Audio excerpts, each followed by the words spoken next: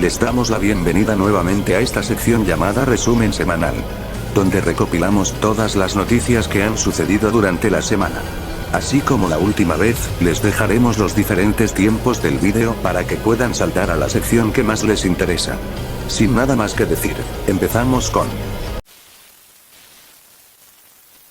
Esta semana tuvimos finalmente lo que muchos han esperado, y esa es, la prueba del Recode, donde nos dejaron probar varias de las nuevas mecánicas y añadidos nuevos al juego. Para empezar, tuvimos un nuevo lobby muchísimo más grande que el anterior, y que es capaz de albergar a más de 50 jugadores por servidor. Y esto es porque ahora las partidas empiezan al ingresar a una especie de elevador, aunque en sí no hay ningún elevador, pero lo llamaremos elevador para más comodidad.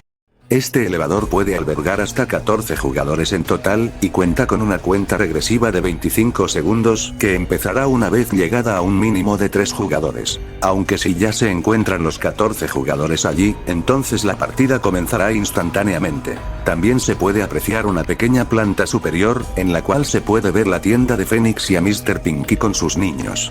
La tienda de Phoenix, así como lo comentamos la última vez, te permite comprar hasta 5 ítems para las siguientes partidas. Ya dentro de las partidas, encontraremos los siguientes cambios al juego.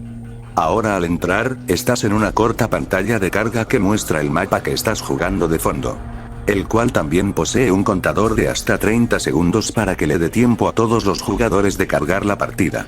Luego, se puede observar que las partidas duran 6 minutos máximo, pero a cambio el monstruo no consigue tiempo extra al matar a un sobreviviente. Pero no hay que preocuparse, ya que ahora, encontrarás diferentes engranajes alrededor del mapa, los cuales te podrán ayudar a escapar antes de que la partida termine. Estos engranajes únicamente pueden ser obtenidos al encontrar el elevador alrededor del mapa, el cual hay que mencionar que tanto el elevador como los engranajes son aleatorios por partida, y solo puedes poseer un máximo de 2. La cantidad requerida de engranajes varía dependiendo de la cantidad de jugadores, pero para evitar que la gente se quede con los engranajes y no ayude en la partida, suelen haber muchos más engranajes de los que parece. Aquí pueden observar que pese a que poseo un engranaje, ya mi equipo pudo activar el generador. Una vez reparado el generador, los jugadores tendrán un máximo de 12 segundos para llegar al elevador y escapar. En caso de no escapar, la partida proseguirá normalmente, y tendrás que sobrevivir el tiempo restante para ganar. Pero en el caso de escapar todos, la partida terminará al instante. Y se preguntarán si esto es injusto para el monstruo. Pues bueno, el monstruo ahora puede golpear a varios jugadores a la vez, por lo que puede golpear a todas las personas dentro del elevador y llevarse a una gran cantidad, al igual que puede golpear el generador para aumentar el tiempo de escape hasta 20 segundos. Otro cambio es que, ahora las misiones son grupales, eso quiere decir que necesitarás ayuda de otros sobrevivientes en orden de reducir el tiempo de la partida. A cambio, estas misiones son mucho más largas que las que teníamos antes. Hablando de misiones, para poder ganar puntos de monstruo, tienes varias formas. Desde simplemente entrando a una partida, terminar una misión o ayudar con una, y quedarse en la partida hasta el final. También, los puntos se consiguen más rápido y fácil a diferencia de antes. Por último, ahora al terminar una partida o morir por el monstruo, puedes directamente volver al lobby para entrar a otra ronda y no perder tiempo, o también puedes esperar a que acabe la partida y volver con el mismo grupo con el que jugaste, sean amigos o desconocidos, al lobby. Y esos serían los cambios más destacables. Hay muchos más cambios como el cómo funciona la resistencia o los perks, pero creo que es mejor dejarlo para cuando ya salga el recode completo. Ya habiendo comentado un poco sobre el recode, vamos a... Aquí no hay muchas cosas que ver, así que esta sección será cortita. La única imagen que obtuvimos, fue la del remodelo que tendrá MX, hecho por Marvin.